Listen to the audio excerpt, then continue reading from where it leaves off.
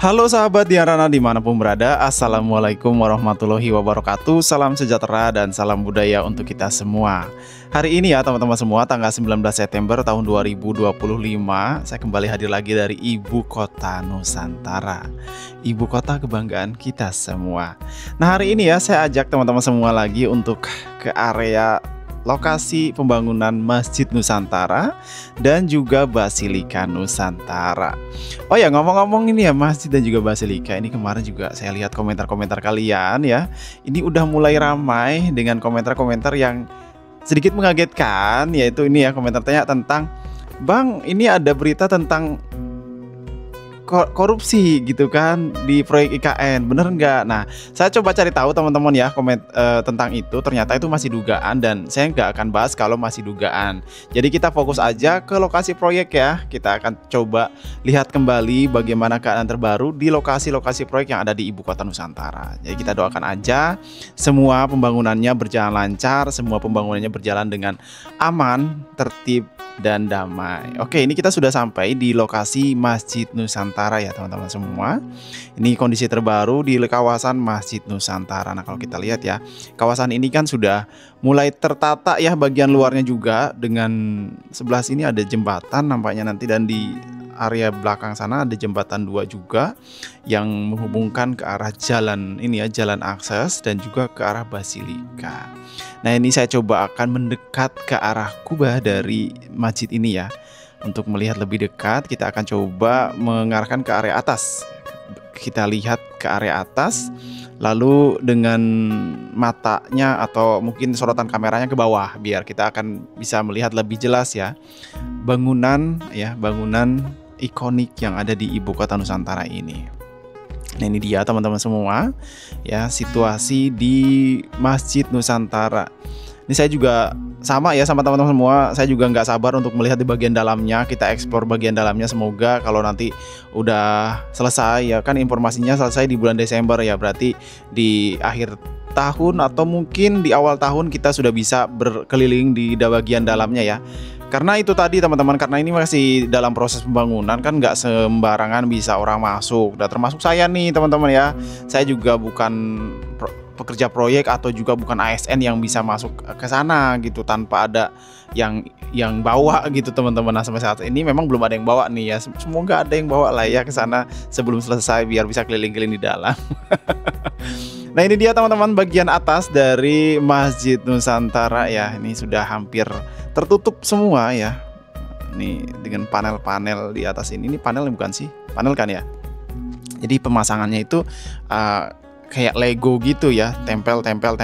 Kalau dilihat dari atas sih gitu ya, kayak mudah banget, tinggal tempel gitu. Padahal mungkin pada saat pemasangannya perlu ekstra juga ya tenaga dari para pekerja.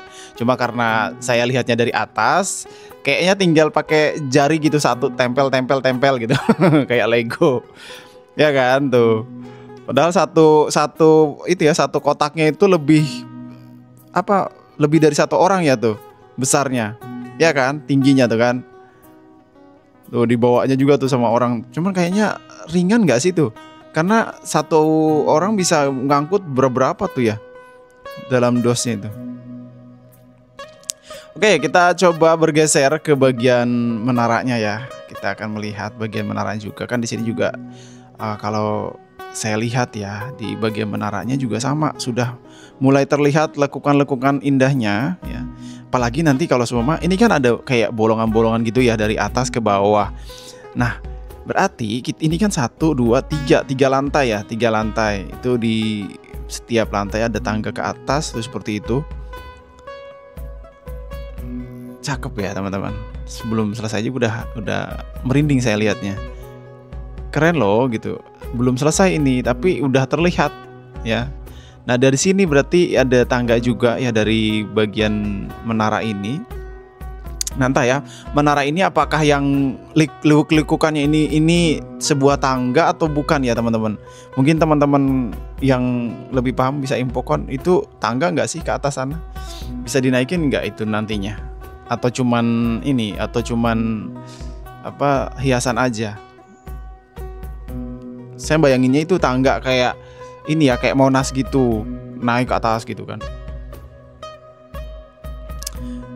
Nah ini dia teman-teman bagian Basilika ya. Jadi dari arah masjid ke arah Basilika itu memang dekat ya, dekat, dan ini langsung terlihat nih ya bagian bangunan dari Basilika. Nah Basilika juga sama ya. Kalau kita lihat Basilika itu kayak berada di samping kiri kan dari masjid ya, samping kiri, dan desainnya juga ya, desainnya seperti ini tuh ya. Kalau kita lihat sudah mulai terlihat seperti yang ada di gambar-gambar yang sudah beredar ya kan tuh. Dari meskipun ini masih masih semacam bangunan kerangkanya gitu kan, tapi udah terlihat ya dengan desain yang beredar di media sosial. Kita udah bisa lihat ya, udah terbentuk lah ya kan. Nah ini ya kondisi terbaru di area Basilika, dan nantinya juga kan di sini akan ada kelenteng, akan ada vihara, pura, dan lain-lain. Jadi kawasan ini nantinya menjadi tempat ibadah terbesar yang ada di ibu kota Nusantara. Ini juga lokasinya berada di dekat dengan Teluk Balikpapan. Mungkin nantinya akan ada jalan yang tembus ke arah pelabuhan tuh ya, pelabuhan yang ada di sini, pelabuhan logistik. Itu juga udah selesai ya, kemungkinan nanti kalau seumpama berjalan lancar itu ya mungkin akan ada jalan tembusan ke sana. Nah kan ini di bawah kita ya sudah terlihat sama dengan gambar ya ini nih ya kan, untuk bangunannya cakep nih, masjid dan Basilika udah terlihat nih teman-teman semua. Oke, kita akan coba lanjut ya teman-teman semua ke area seperti biasa, kita ke area KIPP ya untuk melihat bagaimana sih ya kondisi terbarunya di kawasan ini, bagaimana sih kabar ibu kota Nusantara.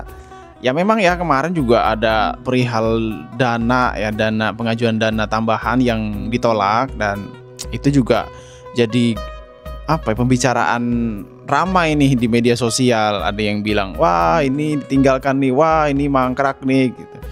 Tapi kalau kita lihat teman-teman, kan itu adalah pengajuan penambahan, bukan keseluruhan dana. Kan dana sudah ada tuh yang disetujui sekitar 6 sekian triliun kan.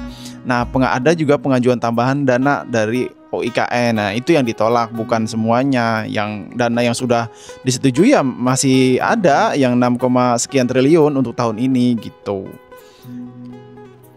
Ya semoga aja ya di tahun depan kalau semua pengajuan dana lagi ya, pendana tambahan tidak ditolak lagi, karena kan bangunan-bangunan yang udah selesai kan perlu perawatan ya, perlu perawatan. Jalan-jalan yang udah dibangun perlu perbaikan kalau ada kerusakan kan gitu. Kalau seumpama nggak ada dananya ya itu akan terbengkalai, nantinya akan rusak, makin rusak, nggak ada perawatan. Tapi kemarin ada yang lucu loh teman-teman, kan saya ada keliling sampai ke arah ke arah pengendali banjir, salah satu embung yang ada di sebelah Istana Garuda kan.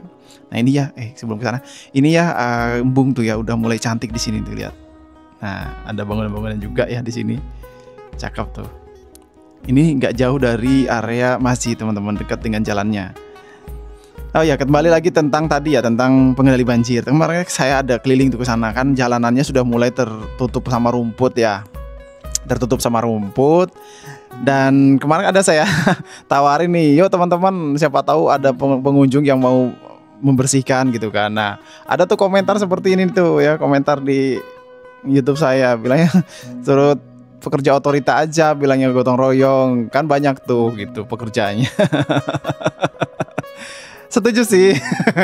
Setuju, karena sambil olahraga nih teman-teman ASN gitu kan, sambil olahraga sambil membersihkan di kawasan embung ya, pengendali banjir di sana. Karena udah mulai tertutup tuh ya jalanannya dengan rumput-rumput liar, sayang banget gitu kalau semua dibiarkan gitu. Ya itu sih permintaan netizen ya gitu. Nah ini teman-teman semua, kita sampai di Jalan Nasional ya, Jalan Nasional. Nah ini ya kita sudah sampai di Jalan Nasional yang sudah biasa kita lihat, dan ini jalan baru menuju ke arah ini ya teman-teman, ke arah hunian ASN 3 tuh, yang coklat itu hunian ASN 3. Nah ini ya jalan-jalan yang sudah tembus-tembus di kawasan ini teman-teman. Ini juga kalau sudah sampai sini kita itu sudah bisa lihat ya berbagai bangunan yang udah menjulang di sini, udah terbangun dan udah nampaknya udah siap digunakan gitu kan. Nah itu tadi ya, kalau seumpama sudah siap digunakan ya harapannya digunakan gitu kan. kayak Swiss Hotel nih ya kan, ini udah siap digunakan dan udah digunakan nih, udah beroperasi. Swiss Hotel Nusantara, terus Kubika Nusantara, terus gedung Balai Kota Nusantara itu ya, itu kan sudah mulai beroperasi tuh kan. Cuman memang kayak gedung-gedung Kemenko, terus Setnek yang kemarin kita lihat ya itu ya masih sepi ya untuk di Setnek ya, semoga aja segera digunakan karena itu juga bagian strategis yang ada di sebelah Istana Garuda ya. Terus juga gedung apa tuh, gedung Mes Pas Pampres ya kan, itu udah nampaknya udah selesai lama deh itu. Oke, kita akan coba ke arah titik nol Nusantara ya. Dari sini seperti biasa ya, kita akan coba melihat ke arah ini, ke arah Plaza Bhinneka tuh ya, Plaza Bhinneka.